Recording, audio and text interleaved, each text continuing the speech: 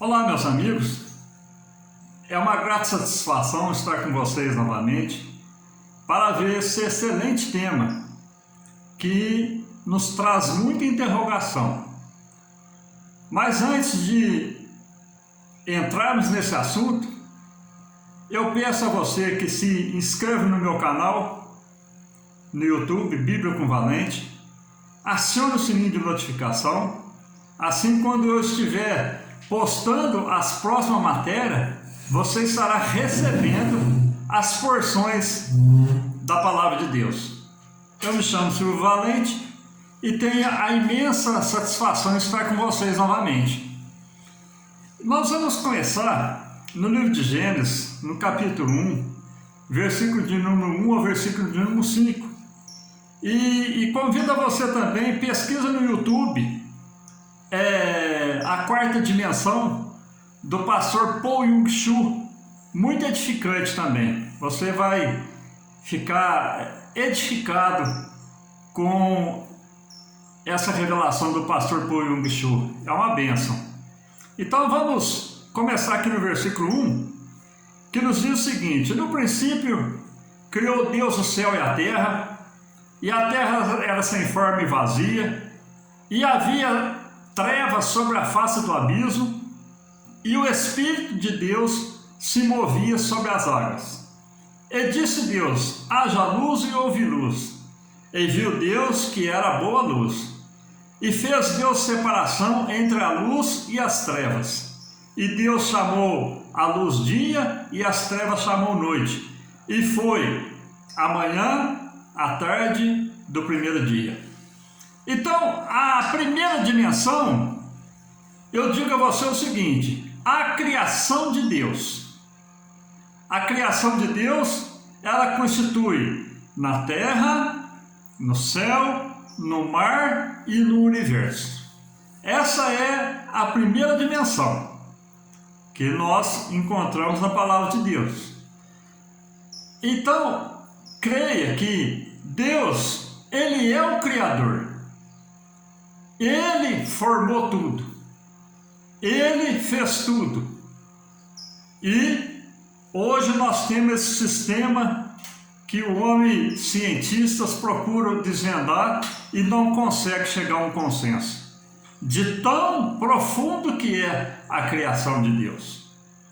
A segunda dimensão, nós vemos o seguinte, continuando também aqui no livro de Gênesis, no capítulo 1 também, versículo 20 ao versículo 25, que nos diz o seguinte: e disse Deus: produzam as águas abundantemente répteis de almas viventes, e voem as aves sobre a face da expansão dos céus.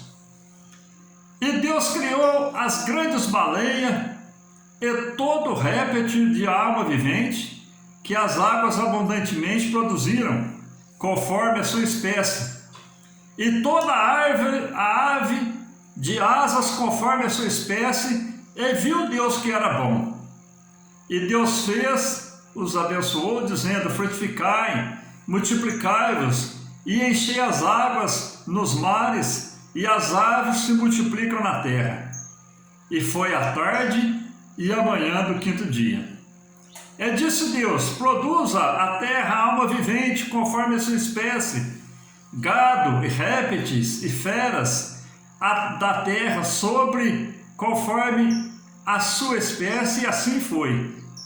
E fez Deus as feras da terra conforme a sua espécie, e o gado conforme a sua espécie, e todo réptil da terra conforme a sua espécie, e viu Deus que era bom.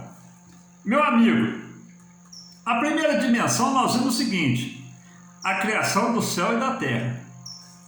A segunda dimensão, criação de todos os seres viventes na terra.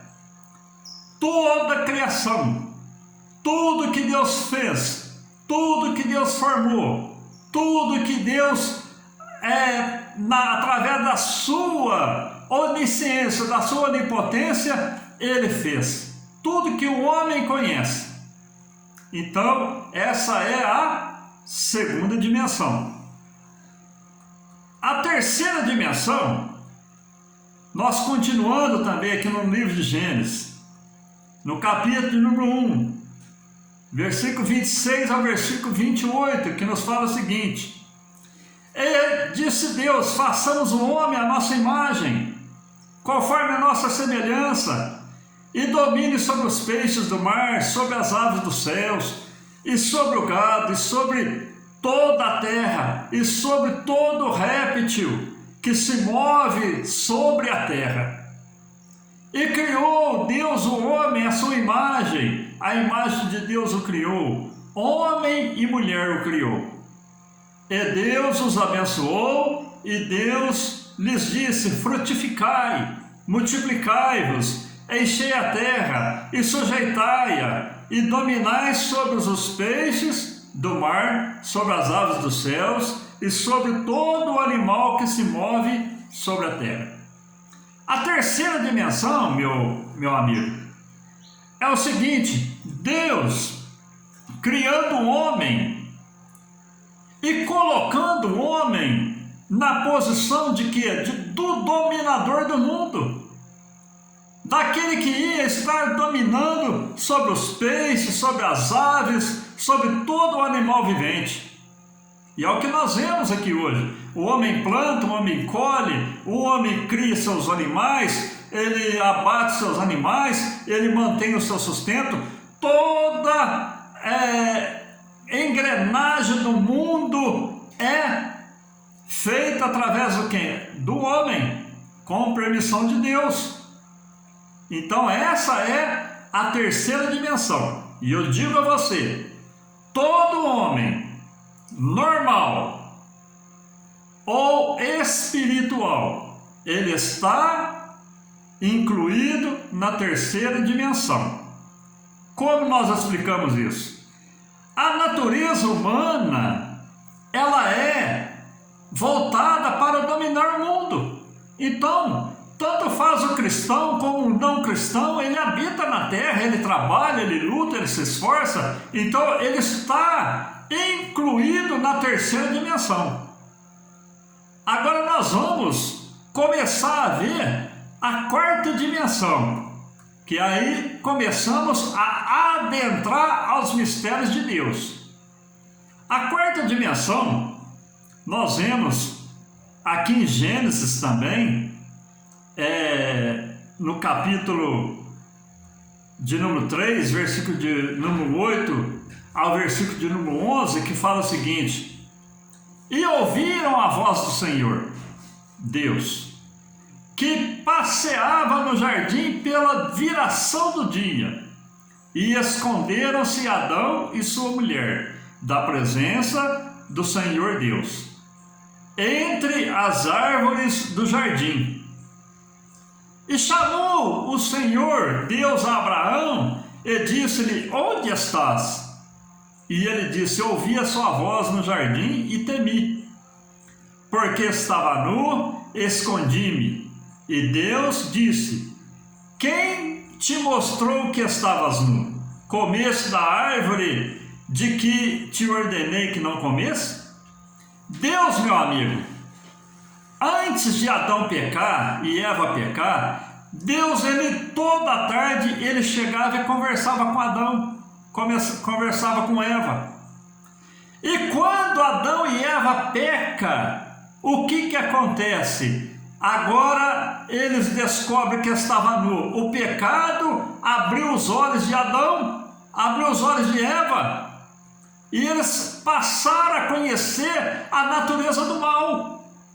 E ali, quando Deus se apresenta para visitar Adão, Adão fala: Olha, eu ouvi a sua voz e temi. Por que nos outros dias ele não tinha temor? Porque não tinha pecado. Então, Adão e Eva, antes de pecar, eles tinham comunhão com Deus. Era Deus falando cara a cara com Adão e com Eva. Agora, o pecado já começou a haver uma estranheza, haver uma diferença nessa comunicação. É o que nós lemos aqui nesses versículos.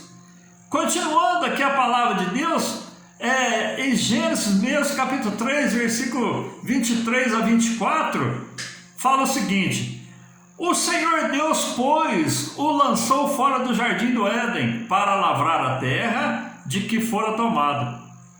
E havendo lançado o homem, pôs querubins ao oriente do jardim do Éden, e uma espada inflamada, que andava ao redor para guardar o caminho da árvore da vida. Quando o homem pecou, o que aconteceu? Deus lança Adão e Eva fora da sua presença. Eles são banidos do jardim do Éden. Por quê? Pelo pecado. O pecado que eles cometeram, aquele simples ato que Deus disse a Adão, falou: olha, Adão, de tudo você pode comer, menos da árvore do bem e do mal, da árvore da vida. E houve todo aquele acontecimento. O que aconteceu? Eles comeram, desobedeceram, e aquele pecado lá fez uma separação entre o homem e Deus. Começa aí a separação. O homem estava apenas na terceira dimensão. O homem em contato com Deus já não tinha mais, porque o pecado fez com que houvesse essa separação. A quarta dimensão, que era aquele contato que Adão tinha direto com Deus, cara a cara, não tinha mais. Por quê? Porque eles pecaram. E continuando a palavra de Deus, eu digo a você o seguinte aqui, em Romanos capítulo 5, versículo 12, fala o seguinte: portanto, como por um homem entrou o pecado no mundo, e pelo pecado a morte, assim também a morte passou a todos os homens, por isso que todos pecaram. Então o pecado de Adão, meu amado amigo, fez com que toda a raça humana ela fosse já gerada em pecado. É o que o salmista diz nos Salmos. Ele diz o seguinte: olha, eu fui gerado em pecado, e em pecado concebeu a minha mãe. Nós já nascemos com a nossa natureza pecaminosa. Por quê? Devido ao pecado que foi gerado lá no Éden, causou essa separação, e o homem agora ele é gerado em pecado. Agora nós, continuando essa palavra, a gente vai ver o início da restauração da comunhão do homem com Deus, do homem com a quarta dimensão.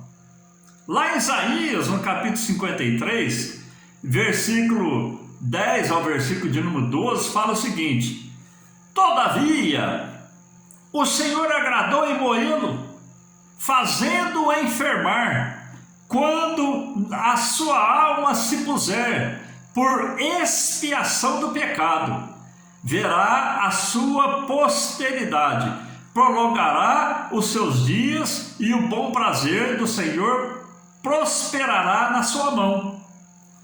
Versículo 11: ele verá o fruto do trabalho da sua alma e ficará satisfeito com o seu conhecimento. O meu servo, o justo, justificará muitos, porque as iniquidades deles levará sobre si. Por isso lhe darei a parte de muitos, e com os poderosos repartirá o despojo, porquanto derramou a sua alma na morte, e foi contada com os transgressores, mas ele levou sobre si o pecado de muito e intercedeu pelos transgressores. A morte de Cristo, profetizada pelo profeta Isaías, cerca de 500 anos antes do seu nascimento, meu amado, ela já apontava que através da morte de Cristo, ele levaria sobre ele os nossos pecados. E além disso, ele iria interceder por nós a Deus, que somos pecadores. Então ali nós vemos o início da redenção da raça humana. Aquele que se aproxima de Deus, que aceita Ele como seu Salvador, que obedece a sua palavra, a palavra de Deus começa a cumprir na vida dele, e ele passa a ter conhecimento da graça e passa a entender que tem uma quarta dimensão, que nós temos, aleluia, um Deus que está nos céus e que nós podemos aproximar dele. Continuando a palavra de Deus, nos fala o seguinte aqui, em Mateus, no capítulo 27, versículos 50 a 51, nós vemos o seguinte: a morte de Cristo abriu-nos um caminho para a quarta dimensão. Evangelho de São Mateus, capítulo 27, versículos 50 e 51, nos diz o seguinte: e Jesus, clamando em alta voz, rendeu o espírito, e eis que o véu do templo se rasgou em dois de alto a baixo, e tremeu a terra, e fenderam-se as pedras. Meu amado, quando Cristo entrega o seu espírito ali na cruz, ele não foi morto pelos algozes, foi pregado, foi crucificado, foi cuspido, injuriado, mas ele entregou o seu espírito. E quando Jesus entrega o seu espírito, o que acontece, meu amado? Diz-nos a palavra de Deus que o véu do templo, ele se rasgou de alto a baixo. Ali nós vemos dois assuntos interessantes. O véu do templo, ele media mais ou menos 5 centímetros de grossura. E ele rasgou de alto a baixo porque simboliza que a misericórdia de Deus, ela vem do alto e alcança nós que estamos aqui, carentes da sua graça e da sua misericórdia. Então, o véu do templo que separava o lugar santíssimo do lugar santo, que era onde o sacerdote uma vez por ano adentrava no lugar santíssimo, ele foi rasgado. O que quer dizer isso, meu amado? Jesus, através da sua morte, ele rasgou, ele destruiu a parede que separava o homem da graça de Deus. E agora nós podemos aproximar de Deus, temos um livre acesso para aproximar diante de Deus, assim como Adão fazia no Éden. E nós continuando esse pequeno estudinho da palavra de Deus, lá em Hebreus capítulo 4, versículo 14 a 16, nos diz o seguinte: visto que temos um grande sumo sacerdote, Jesus, Filho de Deus, que penetrou nos céus, retenhamos firmes a nossa confissão, porque não temos um sumo sacerdote que não possa compadecer-se das nossas fraquezas, porém um que, como nós, em tudo foi tentado, mas sem pecado. Cheguemos, pois, com confiança ao trono da graça, para que possamos alcançar misericórdia e achar graça, a fim de sermos ajudados em tempo oportuno. Então aí, meu amado, o escritor aos Hebreus, ele disse, agora você pode chegar com confiança diante do trono da graça, porque, aleluia, nós temos um sumo sacerdote, o sacerdote dos sacerdotes, que abriu-nos um caminho para nós comunicarmos direto com os céus. Coisa tremenda, coisa linda, coisa maravilhosa que Deus faz. Aleluia. E no Hebreus, continuando aqui também, no capítulo 10, versículo 19 e 21, fala o seguinte: ora, onde há remissão desse, não há mais oblação pelo pecado. Tendo, pois, irmãos, ousadia de entrar no santuário pelo sangue de Jesus, pelo novo e vivo caminho que Ele nos consagrou pelo véu, isto é, pela sua carne. A carne de Jesus que foi rasgada ali na cruz, meu querido, ela, aleluia, nos deu o direito de nós aproximarmos de Deus através do véu que foi rasgado. Agora nós temos uma comunhão direta com Deus. E concluindo aqui essa palavra, nós vemos aqui em Hebreus capítulo 11, versículo 1 e 2, que nos fala o seguinte: ora, a fé é o firme fundamento das coisas que se espera e a prova das coisas que se não vê, porque por ela os antigos alcançaram testemunho. Meu amigo, o que é fé? É o firme fundamento, é a base, é a solidez de uma construção, aleluia, das coisas que se espera e a prova das coisas que se não vê. Eu espero que você é abençoado. Eu não estou vendo a minha bênção, mas eu estou confiando que eu vou receber. Eu espero que eu vou ser curado da minha enfermidade. Eu não estou vendo a cura, mas eu tenho certeza, eu tenho fé que Deus vai me curar. Eu espero que vai ter uma porta aberta para mim.